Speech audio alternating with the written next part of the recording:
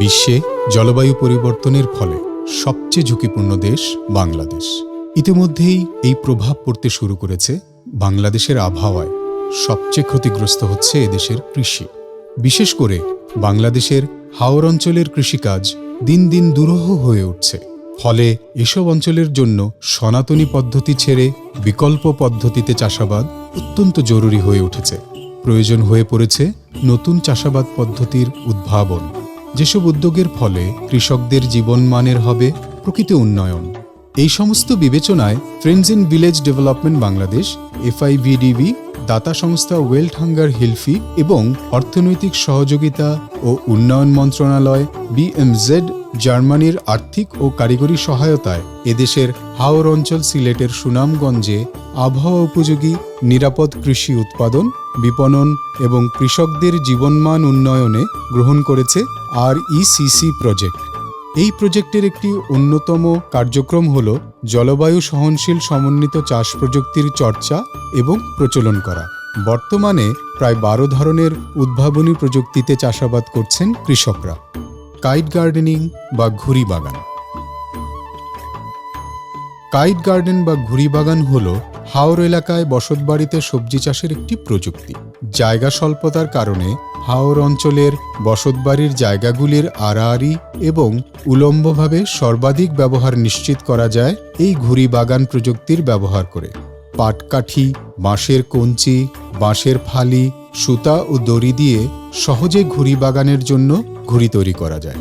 ঘুড়ি বাগানে বিভিন্ন লতানো সবজি চাষ করা যায়, যেমন শিম, বরবটি, করলা, কাকরোল, মাচা আলু, ধুন্দল ইত্যাদি।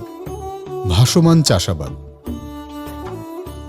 হাওর এলাকার কচুরিপানা ও বিভিন্ন ধরনের জলজ উদ্ভিদ দ্বারা ভাসমান বেড তৈরি করে তার উপর বিভিন্ন ধরনের ফসল উৎপাদন করা হয়, যাকে ভাসমান সবজি চাষ বলে। এখানে বিভিন্ন ধরনের শাকসবজি যেমন ঢ্যাঁড়স, বরবটি, শসা, ঝিঙা, লাল শাক, পাট শাক, বেগুন, মিষ্টি কুমড়া, টমেটো, লাউ, শিম ইত্যাদি চাষ করা যায়। বস্তায় চাষাবাদ। হাওর এলাকা, যেখানে বর্ষাকালে সবজি চাষের জন্য জমি পাওয়া খুবই কঠিন, সেখানে বস্তায় সবজি চাষ করার জন্য তেমন জমির প্রয়োজন হয় না। এখানে চাহিদা ও পছন্দ অনুযায়ী নিরাপদ ও পুষ্টিকর সবজি চাষ করা যায়। বস্তা, শুকনা পাতা, খড়, জৈব সার, পাইপ, ইটের খোয়া, ইট এবং বীজ বা চারা হলেই বস্তায় চাষাবাদ করা যায়।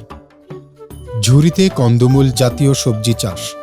একটি বাঁশের ঝুড়ি বা প্লাস্টিকের ঝুড়িতে পুরনো সুতির কাপড় বিছিয়ে দেয়া হয়। তারপর দোআঁশ মাটি, জৈব সার এবং ছাই একটি জায়গায় মিহি করে মিশিয়ে ঝুড়িতে রাখা হয়। এরপর ঝুড়ির চারপাশে এবং মাঝখানে বীজ বপন করে খড় দিয়ে মালচিং করার পর আধো ছায়াযুক্ত স্থানে দড়ি দিয়ে ঝুড়িটি ঝুলিয়ে দেয়া হয়। ছাই প্রয়োগ করে নেপিয়ার ঘাস চাষ। বন্যার সময় চারণভূমি পানির নিচে থাকায় ঘাস জাতীয় গোখাদ্যের ব্যাপক ঘাটতি দেখা দেয়। ফলে বেশিরভাগ মানুষ গোখাদ্যের অভাবে গবাদি প্রাণী কম দামে বিক্রি করে দেয়। তাই বসতবাড়ির ঢালে বা জমিতে নেপিয়ার ঘাস চাষের মাধ্যমে কাঁচা ঘাসের চাহিদা মেটানো হয়। বাঁশের মাচায় চারা উৎপাদন। বন্যার কারণে বা পর্যাপ্ত জমির অভাব হলে এই পদ্ধতিতে মাচা তৈরি করে চারা উৎপাদন করা যায়। বাঁশ দিয়ে মাচা তৈরি করে এর উপরিভাগে চারা রাখা যায়। এটি হাওর অঞ্চলের জন্য একটি বিশেষ প্রযুক্তি। নিরাপদ শুটকি উৎপাদন। হাওরের স্বাদুপানির বিভিন্ন প্রজাতির ছোট মাছের শুটকি তৈরি হয় সুনামগঞ্জের হাওরের গ্রামগুলোতে। শুটকি উৎপাদনে এলাকার পুরুষ ও মহিলা সবাই অংশগ্রহণ করে। এই অঞ্চলের স্বাদুপানির শুটকি উৎপাদন ও বিক্রয়ের অপার সম্ভাবনা রয়েছে। আমরা ফুটকি চাষ করি, আমরা ফাওয়ার থেকে মাছকে মারিয়ে আনি। কিছু আমরা রাখি শুটকি লাগে, কিছু আমরা খাওয়ানো লাগে রাখি। আমরা বেচলেও আমরা অনেক টাকা পাইমো, বা আরও সবজি খেত উন্নত তানেও আমরা যে দোকানও কইছিল অনেক আমরা ভালো হয়েছে। আমরা সবজি খেত করছি, শুটকি উৎপাদন করছি, বা আরও আশা করছে আরও কিছু করতাম। কচুরিপানা কম্পোস্ট। এই প্রযুক্তিতে সংগৃহীত কচুরিপানার নিচের কালো অংশ কেটে ফেলে দেয়া হয়। পাতাসহ বাকি অংশটুকু নির্দিষ্ট পরিমাণ স্তূপ করে ইউরিয়া, ট্রাইকোডার্মা এবং চুন ছিটিয়ে এই সার তৈরি করা হয়। সার তৈরি করতে 2 মাস সময় লাগে। কেঁচো সার। জমির উর্বরতা বাড়াতে ব্যবহার করা হয় কেঁচো সার। 1 মাসের বাসি গোবর খেয়ে কেঁচো মলত্যাগ করে এবং এর সাথে কেঁচোর দেহ থেকে রাসায়নিক পদার্থ বের হয়ে যে সার তৈরি হয় তাকেই কেঁচো সার বলা হয়। হাওর অঞ্চলে জৈব সার উৎপাদনের এটি সহজ একটি প্রযুক্তি। শামুক চাষ। পানিতে চাষ হয় বলে হাওর অঞ্চলে শামুক চাষ বাণিজ্যিকভাবে একটি লাভজনক পেশা। শামুকের তৈরি খাদ্য হাঁস ও স্বাদুপানির মাছের খুব প্রিয়।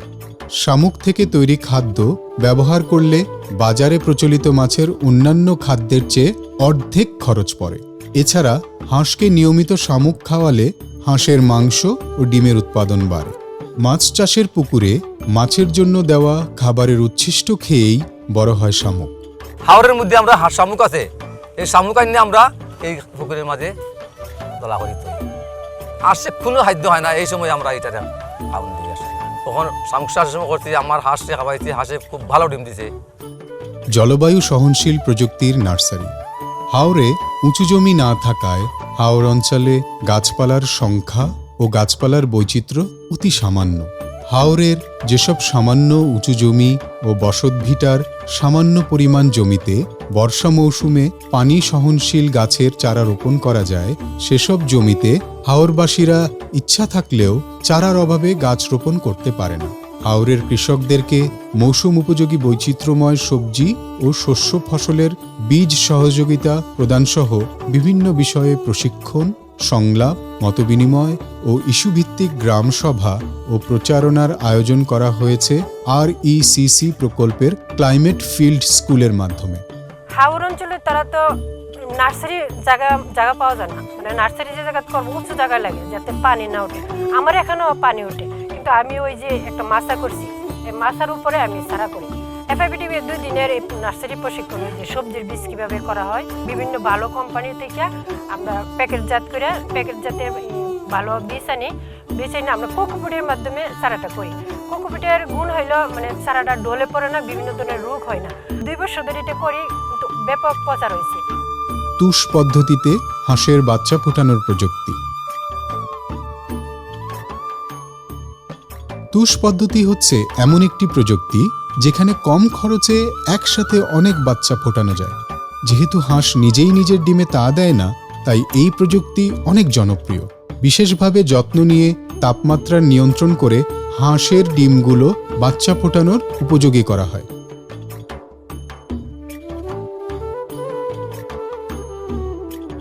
আগে 28 দিনে বাচ্চা ফুটানো যাইত, 15 থেকে 16টা। এখন তুষ পদ্ধতিতে 1 সিলিন্ডার দিয়া 1000 বাচ্চা হারিকেলের মাধ্যমে তাপ দিয়া ফুটানো যায়। হাঁসের বাচ্চা আমার অনেক লাভ আছে, আমি লাভবান হয়েছি। ইনশাআল্লাহ সামনে দিয়ে আমি লাভবান হইতাম।